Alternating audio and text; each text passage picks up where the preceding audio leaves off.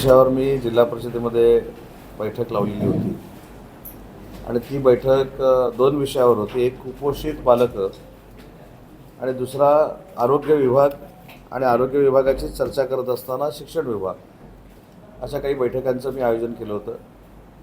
तर एक महत्त्वाची गोष्ट जी पहिल्यांदा आपल्याला सांगायची आहे की आपण जे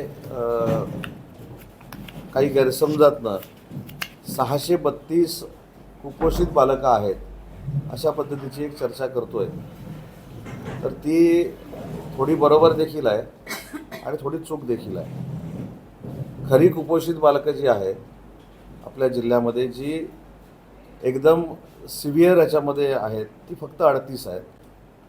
त्यातली 5 सिंधुदुर्गामधली आहेत, म्हणजे 34 आपल्याकडची आहेत. आणि 652 जी आहेत, ही 652 त्या स्टेजमध्ये जाऊ नयेत यासाठी आपल्याला प्रिकॉशन घ्यायचे आहे. आज त्या संदर्भामध्ये बैठक होऊन असं ठरलं की जे 38 बालकं आहेत त्यांना कशा पद्धतीनं या 1-2 महिन्यामध्ये या कुपोषणामधनं बाहेर काढता येईल, त्याच्यासाठी एक यंत्रणा आम्ही तयार करतो आहे.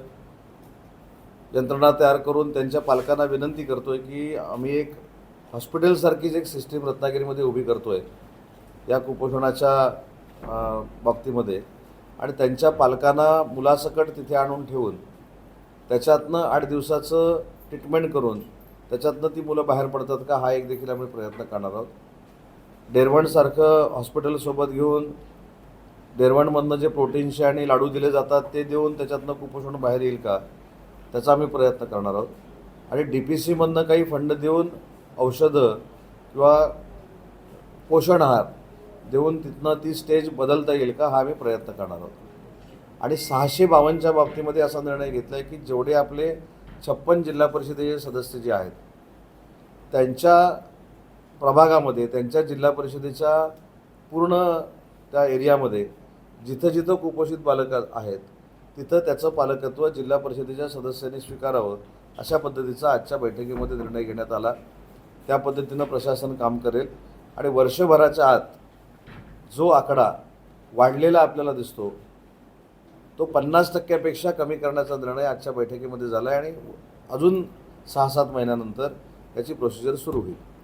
आता अजून एक त्याच्यातली महत्त्वाची गोष्ट अशी आहे की आपण ज्या पद्धतीनं गैरसमज करून घेतो, महाराष्ट्रामध्ये शेवटून 2 नंबरला रत्नागिरी आहे. म्हणजे कुपोषण कमी असण्यामध्ये महाराष्ट्रात 2 नंबरला रत्नागिरी जिल्हा आहे. परंतु कालची सगळं वातावरण बघून, आपण दिलेल्या बातम्या बघून मी देखील घाबरलो होतो की अशा पद्धतीनं कसं काय होऊ शकलं.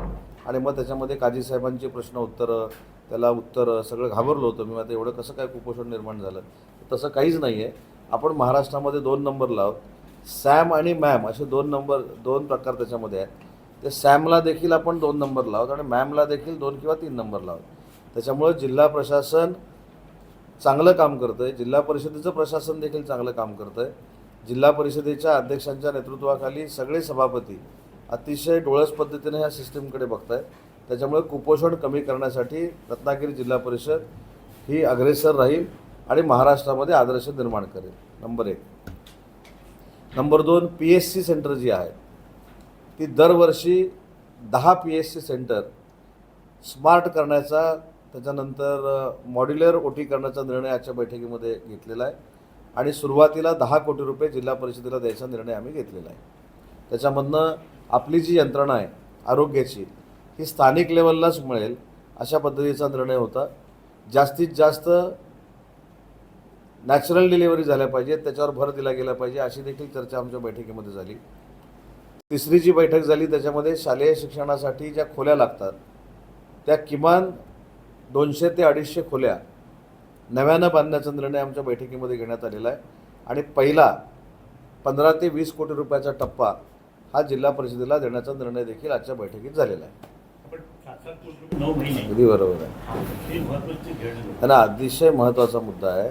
आणि त्याच्यापेक्षा अजून एक सांगतो की वजन कमी आहे याच्यापेक्षा त्याला आपण काय म्हणतो, प्री मॅच्युअर्ड बेबी किंवा प्री मॅच्युअर्ड डिलिव्हरी ज्यावेळी होते त्यावेळी ह्या सगळ्या गोष्टी निर्माण होतात.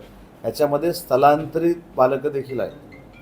म्हणजे प्रॉपर जिल्ह्यातली ज्या देशातला भाग नाही, स्थलांतरित म्हणजे जी कामाला येणारी लोकं आहेत त्यांची जी बालकं आहेत ती जी कुपोषित आहेत त्यांची नावं देखील याच्यामध्ये आहेत, परंतु ती देखील महाराष्ट्रातलीच जनता आहे, भारतातलीच जनता आहे. त्याच्यामुळे त्या मुलांना देखील संरक्षण देणं हे आमचं कर्तव्य आहे. त्या भावनेतनं आज आम्ही निर्णय घेतलेला आहे. ते अवेअरनेस क्रिएट करणं देखील गरजेचं आहे. मला आज अधिकाऱ्यांनी असं सांगितलं, प्रॅक्टिकली ग्राउंडवर काम करणाऱ्या जिल्हा परिषद सदस्यांनी सांगितलं, मॅडमने देखील सांगितलं मला, आणि सभापती मॅडमने देखील सांगितलं की ज्यावेळी कुपोषित बालक झालेलं आहे हे जेव्हा लक्षात येतं त्यावेळी आईवडिलांना आणि मुलाला हॉस्पिटलमध्ये आणून ठेवून ट्रीटमेंट देण्याची एक योजना आपल्याकडे आहे. म्हणजे आईनं तरी येऊन थांबलं पाहिजे, मुलानं थांबलं पाहिजे. त्या आईला दर दिवशी 300 रुपये शासनाकडून दिले जातात आणि बाकी सगळ्या सुविधा उपलब्ध करून दिल्या जातात. ही देखील आपल्याकडची मानसिकता नसल्याचं कारण मला या सगळ्या मंडळींनी सांगितलं.